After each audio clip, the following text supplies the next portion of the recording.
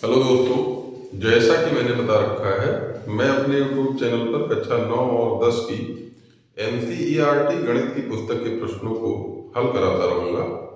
उसी क्रम में ये वीडियो कक्षा 9 का जो अध्याय 9 वृत्त है उसके प्रमेय 9.10 और 9.11 की उत्पत्ति के लिए होगा। इसके पहले के प्रमेयों को मैं पिछले वीडियो में हल करा चुका हूं, तो चलिए शुरू करते हैं। क्या लिखा गया है? प्रमेय 9.10 कह रहा है चक्रीय चतुर्भुज के सम्मुख कोणों के प्रत्येक युग्म का योग 180 अंश होता है। तो सबसे पहले तो ये जानना होगा कि चक्रीय चतुर्भुज होता क्या है। वह चतुर्भुज जिसके चारों शीर्ष एक वृत्त पर स्थित हों चक्रीय चतुर्भुज कहलाता है। यह आप ध्यान रखेंगे, कक्षा 8 में भी पढ़ते हैं और कक्षा 9 में भी बताया जाता है। तो चलिए देखते हैं। एक वृत्त बना लिया हमने और यहाँ करेंगे उत्पत्ति। हम 9.10 की उत्पत्ति करते हैं। इसमें देखिए क्या ज्ञात है। ज्ञात है एक चतुर्भुज ऐसा होगा जो कि चक्रीय है, यानी कि वो किसी वृत्त पर बना हुआ है। ये मान लिया हमने, ये कुछ ऐसे ये एक चतुर्भुज है जिसका नाम है PQRS। भाई वृत्त पर बना है तो जाहिर सी बात है वृत्त का केंद्र भी होगा कहीं। यहां पे मान लिया हमने ये वृत्त का केंद्र है, इसको और त्रिज्या इसको मिला दिया केंद्र से, ये O हो गया। तो इस प्रकार से दो कोण बनता हुआ दिख रहा है। एक कोण यहां बन गया 1 और एक कोण यहां बन रहा है, इसको 2 कह देते हैं। तो देखिए अब हमें इससे क्या करना है कि कोण S प्लस Q 180 अंश है और ये पूरा कोण P प्लस पूरा कोण R 180 अंश है। तो देखिए क्या ज्ञात है।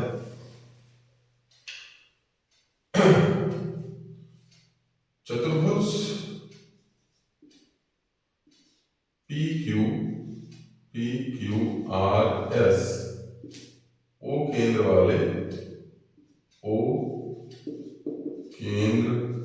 वाले वृत्त पर बना है, अर्थात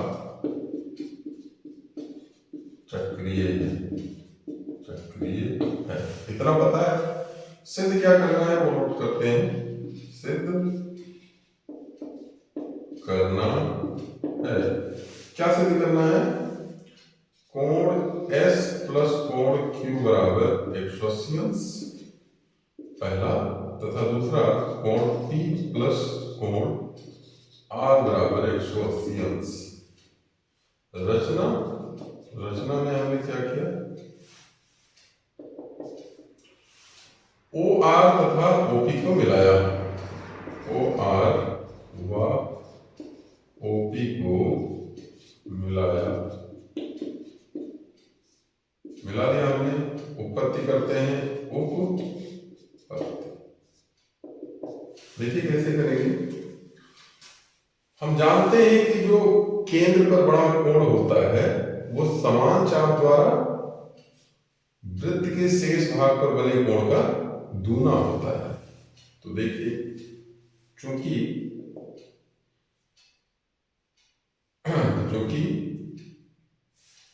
समान चाप द्वारा वृत्त के केंद्र पर बना कोण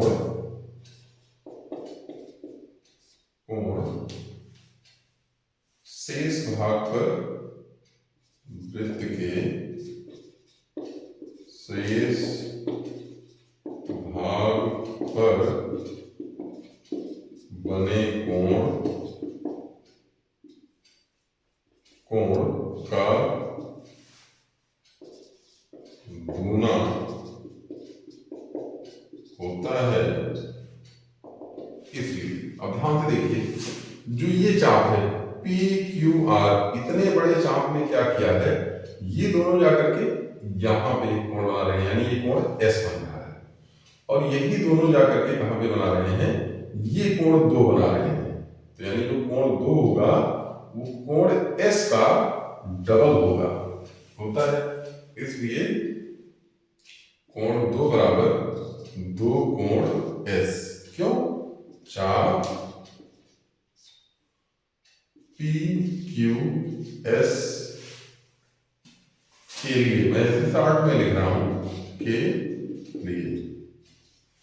और इसी प्रकार कोण एक ध्यान से देखिए, जो चाप पी एस आर है, जो पी क्यू आर है, पी क्यू आर, और इसी तरह इधर वाले को देखिए तो पी एस आर, ये वाला जो चाप है, इसके अंत सिरों द्वारा कहां कोण बन रहा है, क्यू पे, और इसी के अंत सिरों द्वारा केंद्र पर कहां कोण बन रहा है, वन पे।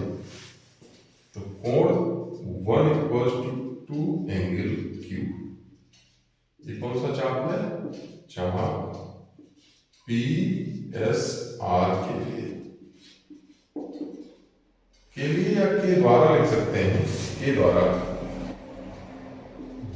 ज्यादा सही रहेगा क्योंकि इसने बनाया के द्वारा।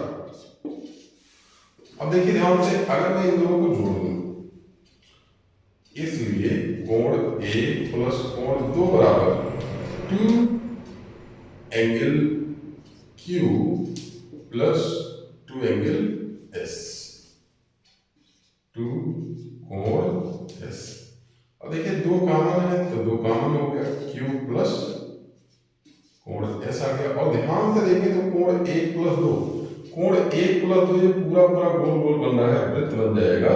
और जब पूरा वृत्त बनता है तो उसको समकोण कोण कहते हैं, और उसका मान होता है 360 अंश। तो इसलिए एक मिनट वीडियो से कटने ना पाए, अब नीचे नहीं लिखना है, यहाँ पे लिखते हैं। इसलिए टू कोण क्यू, देखिए कोण का चिन्ह छूट रहा है, कोण क्यू प्लस कोण एस बराबर 360। टू कोण क्यू प्लस कोण एस बराबर 360 अंश। अब दो को उधर ले जाए भाई, ये कॉमन ही था, दो को उधर ले जाए भाग कर लेगा, तो कोण क्यू प्लस कोण एस बराबर 360 अंश बटा दो बराबर 180 अंश। कोण क्यू प्लस कोण एस ये आ चुका है, इसको एस प्लस क्यू भी कह सकते हैं। इसी प्रकार से दिया जा सकता है कि, या इसी प्रकार कोण P प्लस कोण R बराबर 180 अंश, और हेंस प्रूव्ड। देखिए जब हम कोण P प्लस कोण R लेना होगा तो एक नया चित्र बनाएंगे, और नए चित्र में क्या करेंगे, इन दोनों त्रिज्याओं को ना मिला करके हम किसको मिला देंगे, OQ और OS को। OP और OR को नहीं मिलाएंगे, देखिए इसको मिलाया था हमने। हम क्या करेंगे, जब इसको सिद्ध करना होगा तो इसको हटा देंगे, ये और ये मिला देंगे, फिर से वही प्रक्रिया अपनाएंगे और ये सिद्ध हो जाएगा। तो इस प्रकार ये प्रमेय सिद्ध हो गया। आप चाहे तो इसको नोट कर सकते हैं। अब हम चलेंगे अगले प्रमेय, प्रमेय 9.1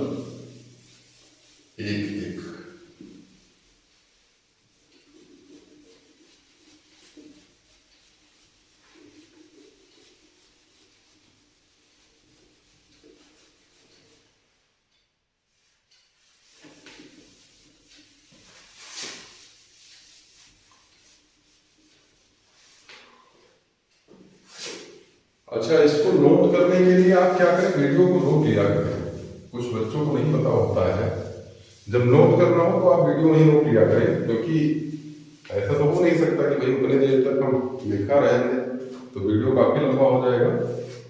तो अब प्रमेय 9.11 इसको इसमें देखिए क्या कह रहा है। कह रहा है यदि किसी चतुर्भुज के सम्मुख कोणों के एक युग्म का योग 180 अंश तो चतुर्भुज चक्रीय होता है। मान लेते हैं कोई चतुर्भुज है, ये रहा, कुछ ऐसे है, ये मान लिया। इसका नाम है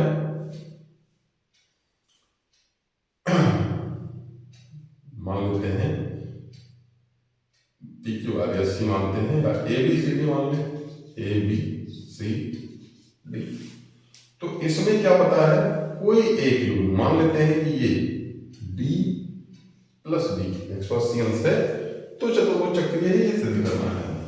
इसमें ज्ञात है चतुर्भुज ए बी सी डी में कोण डी प्लस कोण बी बराबर 180 अंश। सिद्ध क्या करना है, सिद्ध करना है क्या, ए बी सी डी एक चक्रीय चतुर्भुज है। उत्पत्ति से पहले रचना कर लेते हैं, और हम जानते हैं कि तीन बिंदु अगर असमरेख हैं तो उनसे होकर एक वृत्त जाएगा ही जाएगा। मतलब ये ऐसे कोई वृत्त जा रहा है, ये कोई वृत्त जा रहा है किन बिंदुओं से, ए डी व सी से होकर जा रहा है, जो कि ए बी को बिंदु एक्स पर काटता है। बिंदुओं ए डी व सी से होकर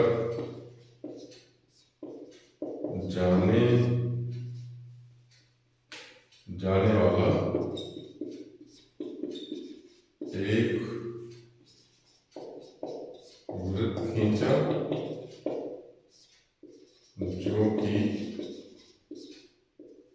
जो कि ए बी को बिंदु एक्स पर काटता है। अब हम क्या करेंगे, एक्स सी को मिला देते हैं, एक्स सी को मिलाया, एक्स सी को मिलाया, इतना रचना कर लिया। उत्पत्ति करेंगे,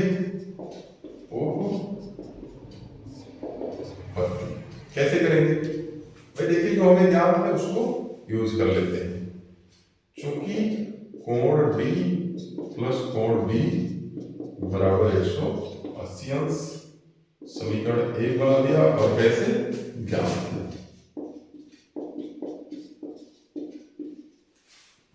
अच्छा, तथा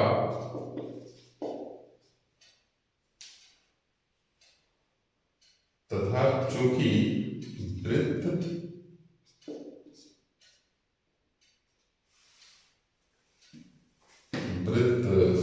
चतुर्भुज, तथा चूंकि चतुर्भुज ए डी सी एक्स एक वृत्त पर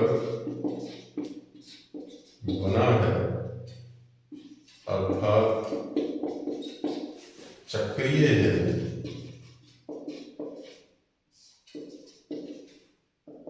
इसलिए अगर ये चक्रीय चतुर्भुज है कौन सा, ए डी सी एक्स, तो इसके सम्मुख कोण यानी कोण बी प्लस ये वाला कोण जिसका नाम होगा ए एक्स सी, दोनों मिला के कितना आएगा 180 अंश।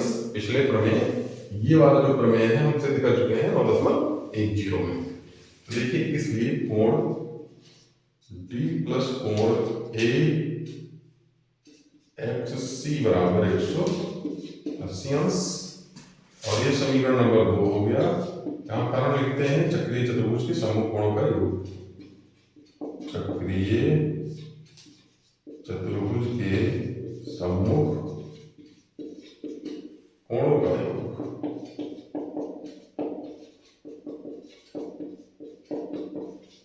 कोणों का योग।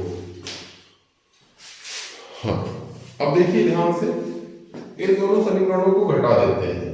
इन दोनों समीकरणों को जब घटाएंगे तो क्या आएगा, समीकरण 1 माइनस समीकरण 2 से ऊपर नीचे लिख के घटा लेते हैं। तो क्या लिखा गया है, कोण डी प्लस कोण बी बराबर 180 अंश, और यहां लिखा गया है कोण डी प्लस कोण ए एक्स सी बराबर 180 अंश। घटा देते हैं तो ये माइनस ये भी माइनस, कट जाएगा सेम चीज। यहाँ क्या बचेगा, कोण बी माइनस कोण ए एक्स सी बराबर 0, सेम में से सेम में 0 हो गया। अब ये देखिए इसको इधर भेज दें तो कोण बी बराबर कोण ए एक्स सी। अब ध्यान से देखिए ये वाला कोण इस कोण के बराबर है, और ऐसा तो हो ही नहीं सकता, ऐसा कब हो सकता है भाई, ध्यान से देखें तो ये त्रिभुज बन रहा है, और त्रिभुज में ये कोण प्लस ये कोण मिला करके होता है इसको कहते हैं बहिष्कोण प्रमेय। और ये प्रमेय मैंने एक प्रमेय को सिद्ध करने में यूज किया था, उसको समझाया था। तो ये कब हो सकता है कि ये वाला कोण इसके बराबर हो जाए, जब ये वाला कोण शून्य हो जाए। क्योंकि देखिए ध्यान से आप लोग, त्रिभुज में किसी त्रिभुज में जो ये दो अंतः कोण होता है, एक बहिष्कोण के बराबर होता है, ये बहिष्कोण प्रमेय है। अब भाई ये कह रहा है कि ये वाला कोण इस कोण के ये वाला कोण इस कोण के बराबर है, तो कब हो सकता है, जब ये वाला शून्य हो जाएगा तभी तो इसके बराबर होगा। तो इसके लिए ऐसे हम समझ सकते हैं कि ये वाला शून्य होने के लिए क्या होना पड़ेगा, जो भुजा CB है वो C अक्ष पर आनी पड़ेगी, या यूं कहें कि बिंदु B बिंदु X पर पहुंचना पड़ेगा। तो इसलिए बिंदु B व बिंदु X कैसे हैं, समपाती हैं। समपाती हैं का मतलब एक दूसरे के ऊपर आ गए हैं, स्थित हैं। और इसलिए जब संपाती है तो यहां पर हम लिखते हैं संपाती है, अर्थात एक ही स्थान पर है। इसलिए अब होगा क्या भाई, हम पहले ही जानते हैं कि ADCX एक वृत्त पर बना है, अर्थात चक्रीय है, यानी ADCX चतुर्भुज ADCX क्या है, चक्रीय है। तो x की जगह क्या आ जाएगा, b, क्योंकि b और x एक ही जगह पर है, तो x की जगह हम भी लिख सकते हैं। इसलिए चतुर्भुज ADCB या ABCD, चतुर्भुज ABCD एक चक्रीय चतुर्भुज है। इसलिए चतुर्भुज ABCD एक चक्रीय चतुर्भुज है। तो ये हो गया, या चतुर्भुज ना भी लिखना चाहे तब भी क्लियर हो जाएगा। हेंस प्रूव्ड, इस प्रकार सिद्ध हो गया। तो दोनों प्रमेय सिद्ध हो गए। तो इस प्रकार से मैंने इस वीडियो में आपको दो प्रमेय बता दिए हैं। अगले वीडियो में मैं क्या प्रयास करूंगा कि प्रश्नावली 9.3, जो कि उससे पहले आपने 4-5 प्रमेय सिद्ध कर लिए हैं, 9.7 से लेकर 9.11 तक, तो 5 प्रमेय हो गए। इन 5 प्रमेयों की मदद से प्रश्नावली 9.3 के प्रश्नों को हल किया जाएगा। उसके पहले के प्रमेय और कक्षा 8 तक की जितनी लॉजिक है उनका भी प्रयोग किया जा सकता है। तो बेसिक कॉन्सेप्ट क्लियर हो जाने से प्रश्नावली आसान हो जाएगी। अगले वीडियो में मैं प्रश्नावली 9.3 के प्रश्नों को हल करवाऊंगा। फिलहाल वीडियो देखने के लिए बहुत बहुत धन्यवाद। मिलेंगे अगले वीडियो में।